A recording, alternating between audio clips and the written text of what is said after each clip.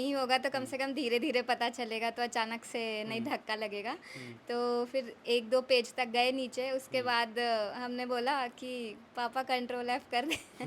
मैं तो MA BEd हूँ। एमए बीएड हैं, यस, गाँव में एमए मैं बीएड। टीचर हूँ, मैं डीएवी में पढ़ाती भी क्या हूँ। बात है! मतलब गाँव जिस तरह दिवाली हम लोग मनाते हैं, उस तरह का आज हम लोग गाँव में अनुभव प्राप्त है। अच्छा लग रहा है आपको? बहुत खुशी बाबू। आप कहाँ तक पढ़ी हैं?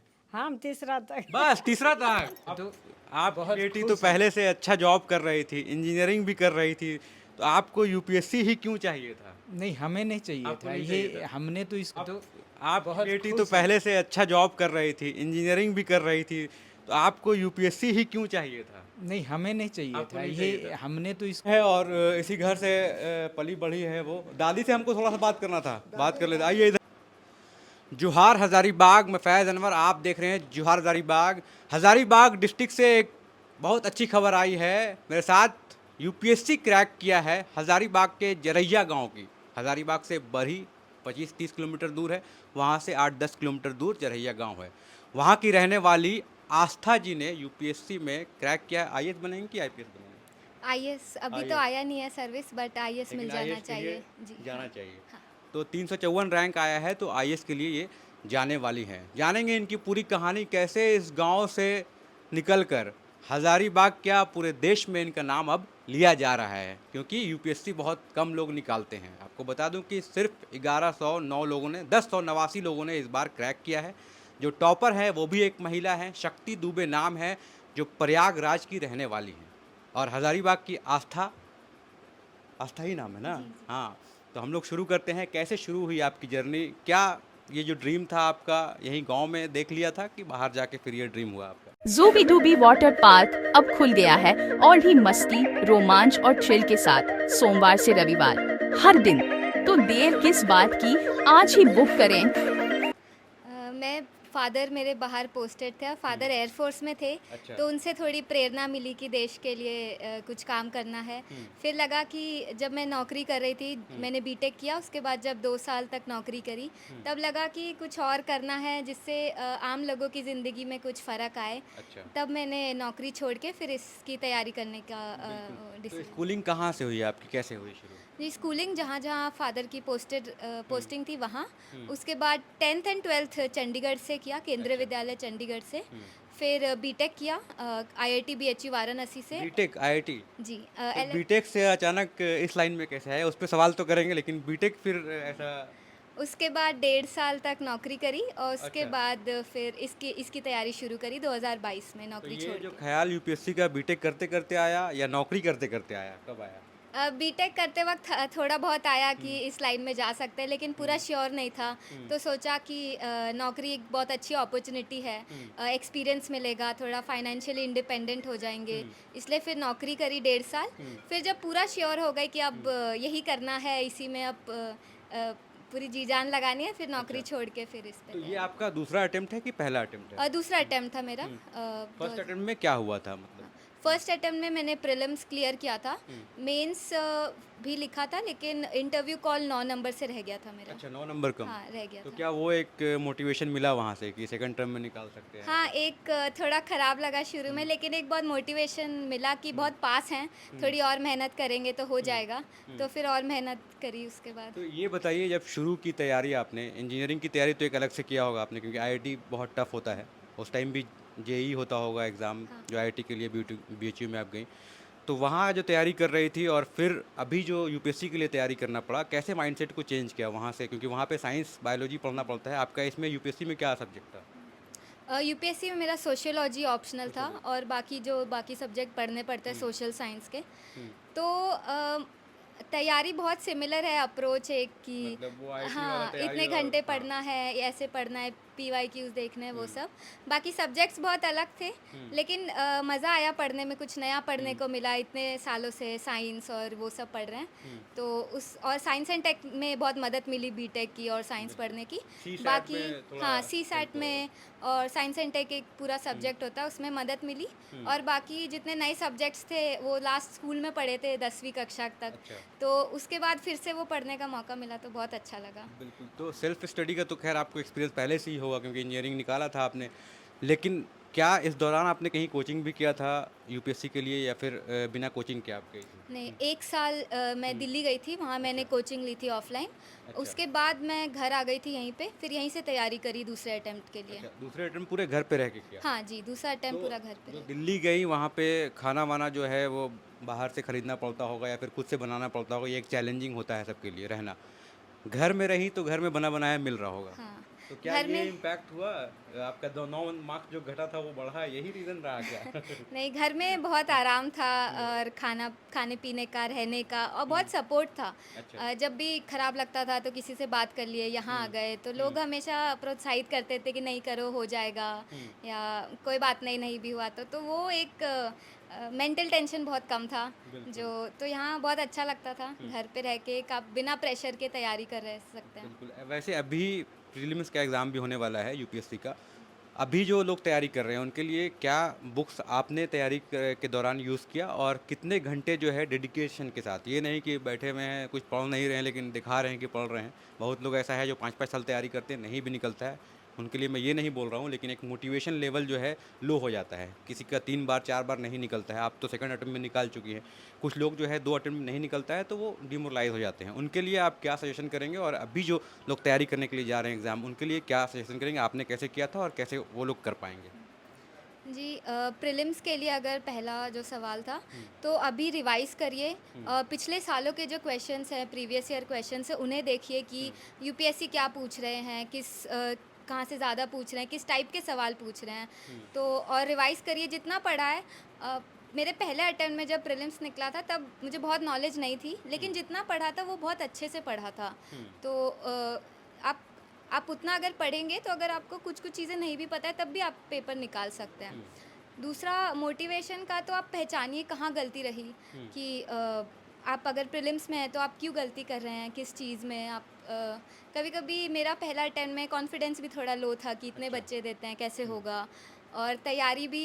तो फिर सेकंड अटेम्प्ट में फिर मैंने उस जो चीज़ें गलतियाँ रही उसको पहचाना कि ये मुझसे गलती हो रही है, मैं एग्ज़ाम हॉल में क्या हो रहा है, या जो 3 महीने मिलते हैं उसमें मैं क्या गलतियाँ कर रही हूँ।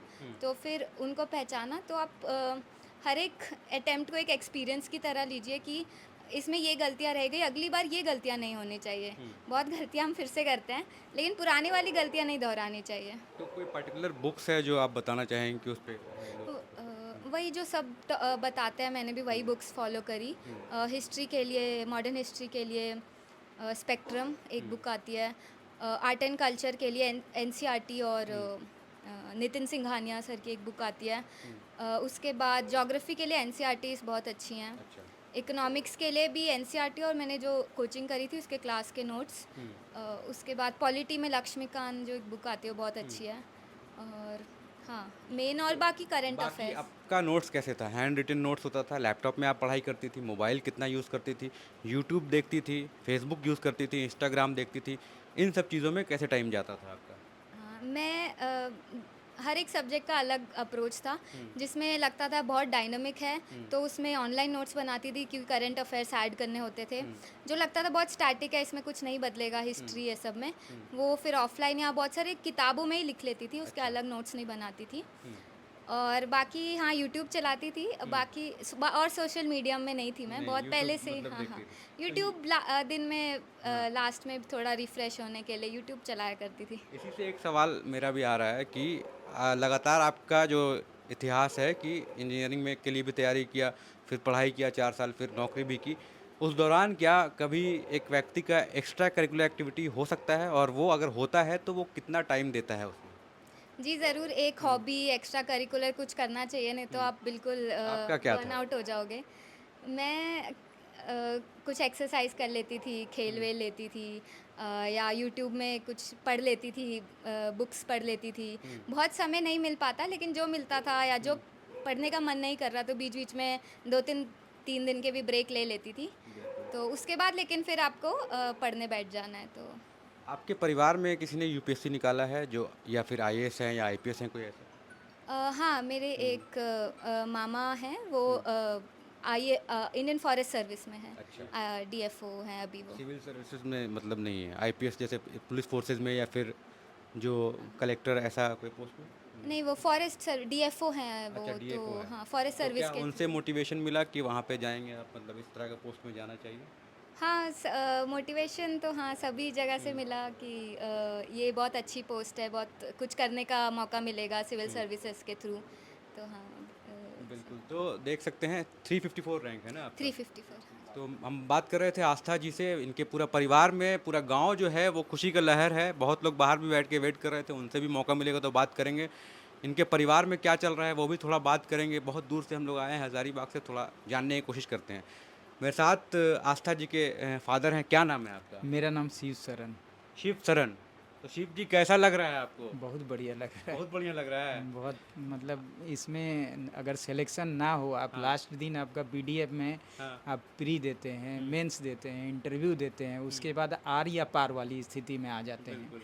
अगर आप पार नहीं हुए तो फिर जीरो पे आ जाते हैं आप, मतलब लेकिन- फिर ये स्टेज लेकिन आपको ठीक है जाना ना, पड़ता है। उसको बोला था कि तुमको जो करना है करो। जब ये छोड़ भी रही थी, एमएनसी में 32 लाख का पैकेज था तो आप इसका। बोले क्यों छोड़ रही है, कम पैसा मिलेगा नहीं आगे? नहीं, हमने ये नहीं कहा। हमने कहा कि तुमको अगर छोड़ना है हाँ। तो मतलब कैलकुलेटेड, अगर आपको छोड़ना है तो आप छोड़ सकते हो, आपका करियर है, अच्छा, मतलब अपना सोच विचार डर करके। लग रहा था कि हाँ, मतलब डर नहीं तो निकलेगा कहीं एज ए- यूपीएससी तो एज ए- क्या होगा फिर? यूपीएससी तो ऐसा ही है, निकल भी सकता है, नहीं भी निकल सकता है। बिल्कुल। तो आप एक सर्टेन को छोड़ के अनसर्टेन की तरफ अगर जा रहे हैं, एक वेल इस्टेब्लिश जॉब को छोड़ के, तो एज ए गार्जियन तो डर लगता है बिल्कुल। कि कहीं नहीं हो तब क्या होगा। हम्म, लेकिन इसको अपना कॉन्फिडेंस था, तो इसके कॉन्फिडेंस पे हमने भी पूरा बैकअप किया कि नहीं, तुमको अगर करना है तो पहले इस नौकरी को छोड़ो, बिल्कुल। क्योंकि इसमें मतलब आप पूरा टाइम नहीं देंगे तो नहीं होगा बाकी का सही। यहाँ पढ़ाई एक नहीं एक हो पाएगा। एक एक मिनट और एक एक नंबर का है। तो फिर इसने छोड़ा। इसको हम दिल्ली में पोस्टिंग थे तभी हमने कोचिंग में बाहर मतलब पीजी में डाल दिया, क्योंकि जाने आने में आपको 1-1.5 घंटा टाइम वेस्ट होगा, 2 घंटा, और अप्रैल मई का महीना था तो आपको फिर पढ़ाई के लिए ज़्यादा टाइम नहीं मिलेगा, थक जाएगी। तो इसने जो चाहा इसको हमने पूरा बैकअप किया है, बाकी मेहनत इसी ने किया है जैसे ही सब। इंटरनेट पे रिजल्ट आया, आपका रिएक्शन क्या था? नहीं, हम तो दोनों सुबह से ही इंतज़ार कर रहे थे कि मतलब रिजल्ट आएगा, रिजल्ट आएगा। हाँ। फिर इसने ऊपर से देखना शुरू किया रिजल्ट, मतलब एक नंबर से देखना शुरू किया, 1-150 तक नंबर देखा।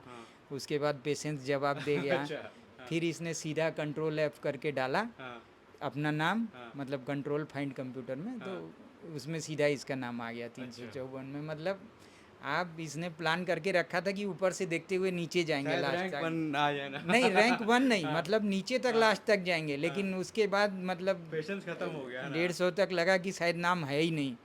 तो वही हड़बड़ाहट में सीधा उसके बाद सीधा इसने वो डाल दिया। बहुत अच्छा से बताया इन्होंने, मतलब ये चीज़ को। आपको क्या लग रहा था उस वक्त जब सर्च कर रहे थे अपने नाम को? पहले सोचा था कि थोड़ा अगर नहीं होगा तो कम से कम धीरे धीरे पता चलेगा, तो अचानक से नहीं धक्का लगेगा। तो फिर 1-2 पेज तक गए नीचे, उसके बाद हमने बोला कि पापा कंट्रोल F कर दे। तो बोला हाँ ठीक है।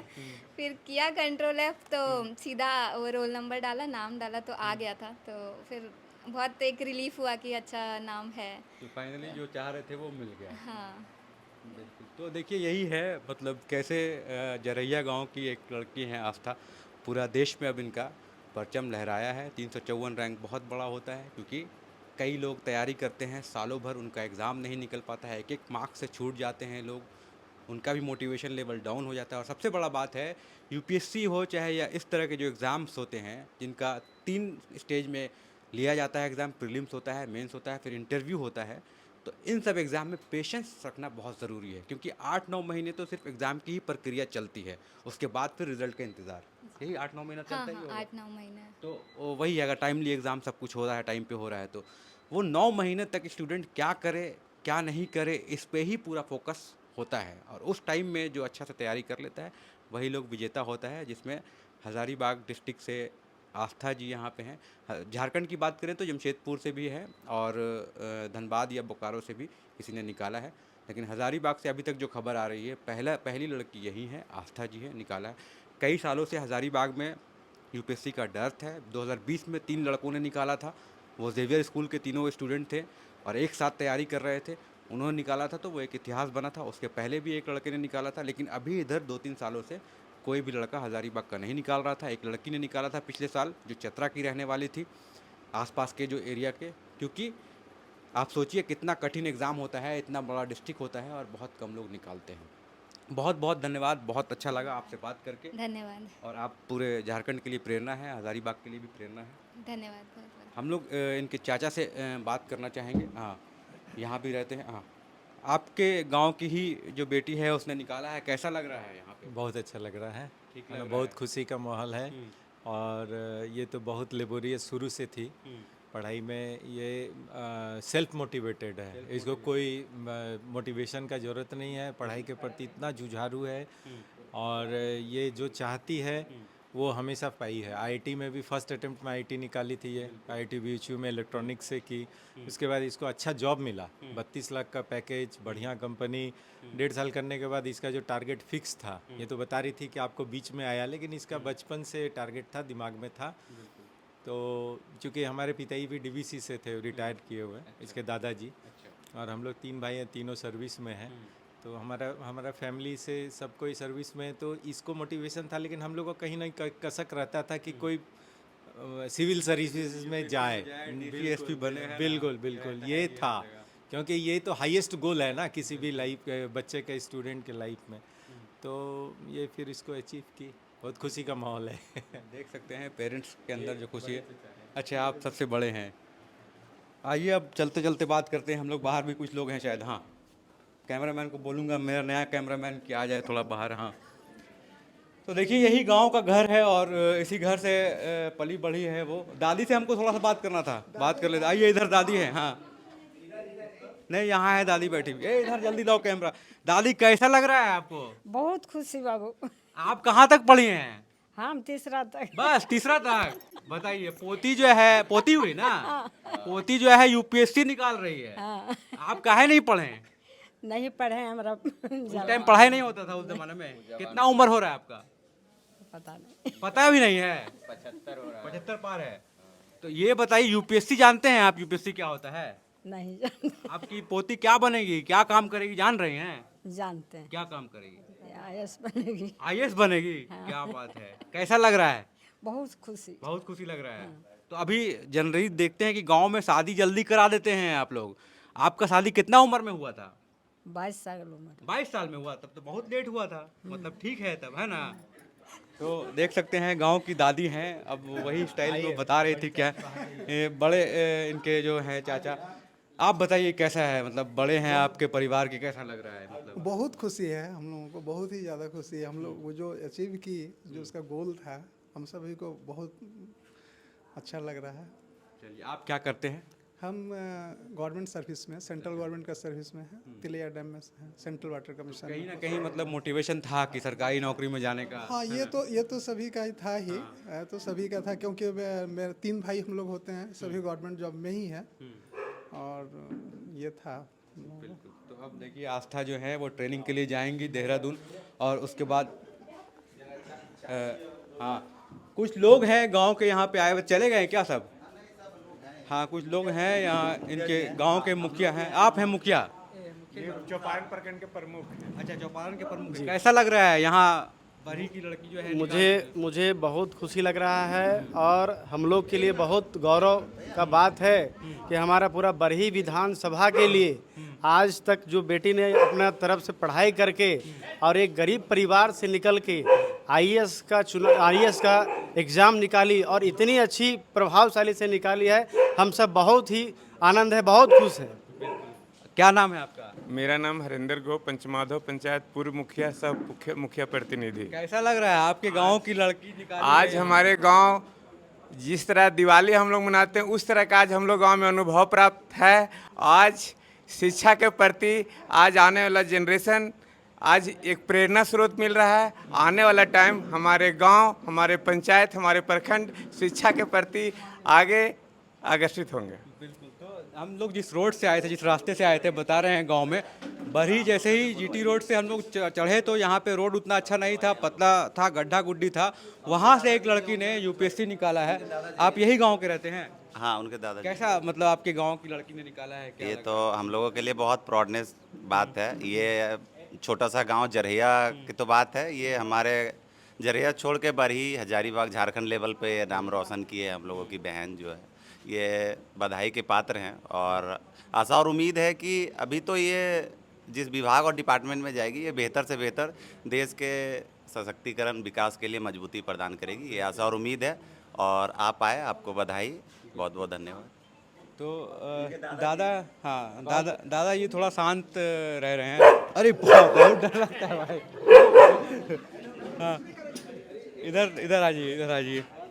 दादाजी कैसा लग रहा है, आपकी पोती ने निकाला है? अब इससे बढ़िया क्या लगेगा बोलिए तो है। जीवन में हम जो सोचा था पूरा कर लिया। आप क्या काम करते थे बचपन में? ना, हम तो नौकरी डीवीसी मैथन में थे। डीवीसी में मैथन? हाँ, तो सरकारी नौकरी में थे आप?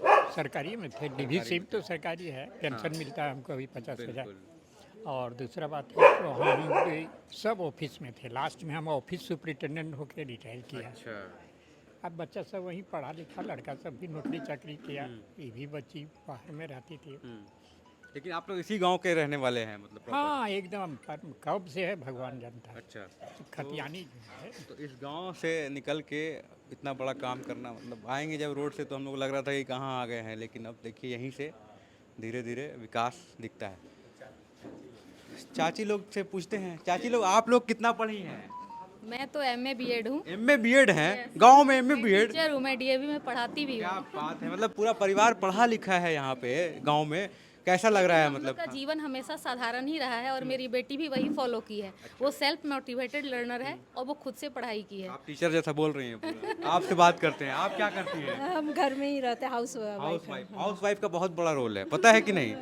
जो काम हाउस वाइफ करती हैं वो बाहर की लड़कियां नहीं कर सकती हैं। मैं उन पे नहीं तंज कर रहा हूँ, लेकिन हाउस वाइफ का रोल बहुत इंपॉर्टेंट है। अगर वो खाना बना के नहीं देंगी तो हस्बैंड कुछ काम नहीं कर पाएंगे, पता है ये बात? हाँ, पता है। चलिए, तो कैसा लग रहा है अभी? बहुत अच्छा लग रहा है, बहुत खुशी है। बिल्कुल। तो पूरा गांव में एक खुशी का लहर है। जाते जाते लास्ट पे हम लोग पूरा गांव के साथ एक फ़ोटो लेंगे और उसके बाद फिर यहाँ पे वीडियो को एंड करते हैं।